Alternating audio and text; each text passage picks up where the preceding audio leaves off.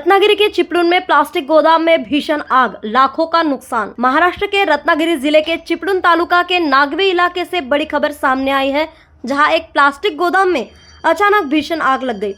इस हादसे में भारी नुकसान की खबर है। अधिक जानकारी दे रहे हैं हमारे प्रतिनिधि निसार शेख। रत्नागिरी के चिपळूण तालुका स्थित नागवे गांव में एक प्लास्टिक गोदाम में अचानक आग लग गई।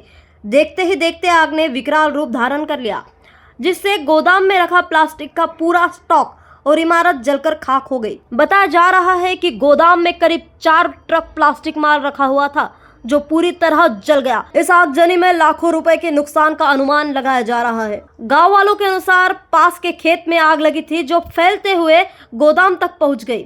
गोदाम में करीब 4 टन का माल रखा था, जो पूरी तरह जलकर खाक हो गया। फिलहाल आग लगने के कारणों की जांच की जा रही है और नुकसान का आकलन किया जा रहा है। इस घटना के बाद इलाके में हड़कंप मच गया है। चिपळूण तालुक्यातील नागाव या ठिकाणी आपण पाहतो, या ठिकाणी प्लास्टिकच्या गोडवान लागलेले आपण कॅमेऱ्याच्या मध्ये दृश्य बघतो। या ठिकाणी प्लास्टिकचं गोडवान आहे, नागापासून नजीक असलेले गोडवान आहे। त्या गोडवानला जोरदार अशी आग लागलेली आहे।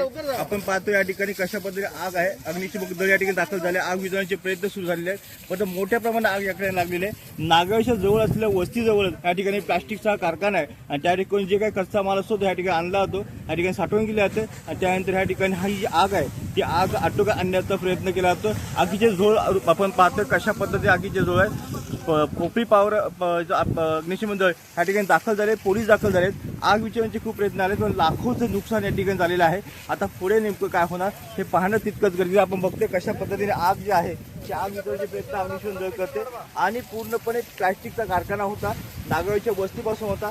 थोडक्यासाठी वस्ती वाचलेली असं म्हटलं वागू येणार, कारण बघा कशा पद्धतीने वस्तीच्या लगत आहे सडक आहे आणि अशा पद्धतीने अनाधिकृत आहे प्लास्टिकचा कारखाना। आणि या प्लास्टिकच्या कारखान्यावरती पाहिलं तर कशा पद्धतीने आग जी आहे ती आग लागली। फायर ब्रिगेडचे अधिकारी जे आहेत, MABCचे अधिकारी आग विझवण्याचा प्रयत्न करतात। मोठ्या प्रमाणात आग आहे। आगीची माहिती मिळताच शिरगाव पोलीस स्टेशन तात्काळ दाखल झालेलं आहे आणि फायर ब्रिगेडचे कर्मचारी दाखल झाले, आग विझवण्याचा प्रयत्न करतात। कॅमेरा निसार शेख नावर